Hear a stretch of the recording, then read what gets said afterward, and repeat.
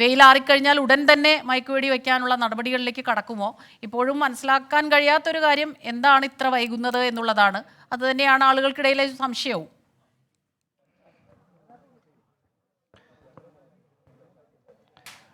സ്മിത, എന്തായാലും മയക്കുവെടി വെക്കാൻ, മയക്കുവെടി ഉതിർക്കാൻ അതിൻ്റേതായിട്ടുള്ള നടപടിക്രമങ്ങളുണ്ട്. ഈ RRT സംഘം സജ്ജമാണ്. ഇതുമായി ബന്ധപ്പെട്ട ദൃശ്യങ്ങളും പുറത്തു വന്നതാണ്. അവർ കൃത്യമായ രീതിയിൽ തന്നെ ഈ മയക്കുവെടി വെക്കുന്നതിന് വേണ്ടിയുള്ള മുന്നൊരുക്കങ്ങളെല്ലാം തന്നെ പൂർത്തിയാക്കിയിട്ടുണ്ട്. പക്ഷേ ഈ വെയിൽ ആറുന്ന മുറയ്ക്ക് തന്നെ ആ നടപടിയിലേക്ക് കടക്കും. 3 കുങ്കിയാനകളെ ഇവിടെ എത്തിക്കുന്നുണ്ട്. നിലവിൽ 2 കുങ്കിയാനകളെ ഇവിടെ എത്തിച്ചു കഴിഞ്ഞിട്ടുണ്ട്.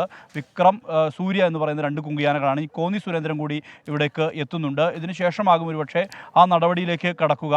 എന്തായാലും ഇവിടെ ആളുകൾ ധാരാളമായി ഇവിടെ കൂടിയിട്ടുണ്ട്. കാരണം ഈ പ്രദേശത്ത് മാത്രമല്ല, നമ്മളിപ്പോൾ നിൽക്കുന്നത് വളരെ സുരക്ഷിതമായ ഒരു പ്രദേശത്ത് നിന്നുകൊണ്ടാണ് റിപ്പോർട്ടിംഗ് നടത്തിക്കൊണ്ടിരിക്കുന്നത്. ഇന്ന് രാവിലെ മുതൽ തന്നെ ഈ മേഖലയിൽ, അതായത് ഉയർന്ന ഈ പ്രദേശത്ത് ആണ് ഈ കാട്ടാന, ഉയർന്ന പ്രദേശത്തിന് തൊട്ട് താഴെ ചതുപ്പായ ഒരു പ്രദേശമാണ്.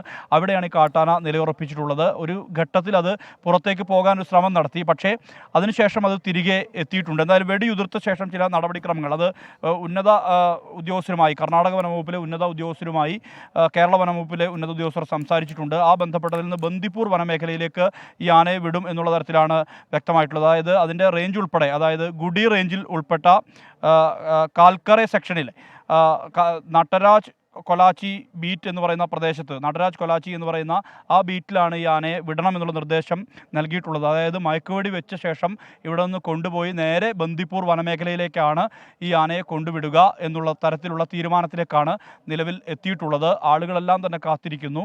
അതോടൊപ്പം തന്നെ മറ്റ് വനംവകുപ്പ് ഉദ്യോഗസ്ഥരും സജ്ജരായി കാത്തിരിക്കുന്നു എന്നുള്ളതാണ്. എന്തായാലും ഏതാനും ദിവസങ്ങളായി ഈ മേഖലയിൽ, സർവാണി മേഖലയിൽ ഈ ആനയെ കണ്ടതായി ആളുകൾ പറയുന്നുണ്ട്. അതായത് 12 ദിവസം മുമ്പ് കണ്ടു എന്നുള്ള തരത്തിലാണ് പറയുന്നത്. റേഡിയോ കോളർ ഘടിപ്പിച്ച ഒരു ആന ഈ വഴി സഞ്ചരിക്കുന്നു എന്നുള്ളത് ആളുകൾ ചൂണ്ടിക്കാട്ടിയിട്ടുള്ളതായിട്ടുള്ള വിവരമാണ് പുറത്ത് വന്നിട്ടുള്ളത്. എന്തായാലും ഈ സർവാണി മേഖല കേന്ദ്രീകരിച്ചുകൊണ്ട് കണ്ടിട്ടുണ്ട് എന്നുള്ള ഇത് ആളുകൾ പറയുന്നുണ്ട്. അത്തരം അഭ്യൂഹങ്ങളും എല്ലാം തന്നെ പുറത്തു വരുന്നുണ്ട്. എന്തായാലും മയക്കുവെടി വെക്കാനുള്ള ദൗത്യം, ആ ദൗത്യം വൈകാതെ തന്നെ ആരംഭിക്കുമെന്നുള്ളതാണ്. ആളുകളെല്ലാം തന്നെ കാത്തിരിക്കുകയാണ്. ഒരുപക്ഷെ ഈ മേഖലയിൽ മാത്രമല്ല, ഇതിൻ്റെ തൊട്ടപ്പുറത്തുള്ള പ്രദേശങ്ങൾ, ഉയർന്ന കെട്ടിടങ്ങൾ, അതിനെല്ലാം തന്നെ മുകളിൽ ആളുകൾ ഇങ്ങനെ കാത്ത് നിൽക്കുന്ന ഒരു സ്ഥിതിയാണുള്ളത്. ഏറെ നേരമായി ഇവർ ഇവിടെ നിൽക്കുന്നു. രാവിലെ തന്നെ നമ്മൾ ഇവിടെ എത്തുന്നതിന് മുമ്പ് തന്നെ എത്തിയ ആളുകൾ പലരും ഇവിടെയുണ്ട്.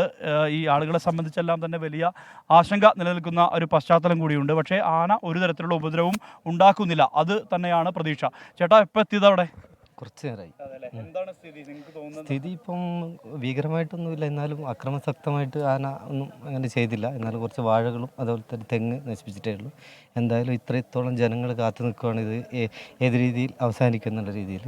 എന്തു പറഞ്ഞാലും പിന്നെ മുനിസിപ്പാലിറ്റിൻ്റെ നേതൃത്വത്തിൽ നടന്ന ഈ അനൗൺസ്മെൻറ്റിൽ ജനങ്ങൾ കുറേയൊക്കെ വിട്ടുമാറി നിൽക്കുന്നുണ്ട്. ആളുകളൊക്കെ ജാഗ്രതയിൽ തന്നെയാണ്. ജാഗ്രതയിലാണ്. ഇല്ല, ഒന്നുമില്ല. ഇതുവരെ ഒന്നും ഉണ്ടാക്കിയില്ല. ശാന്തനായിട്ട് നിൽക്കുകയാണ്. ഒന്നുമില്ല.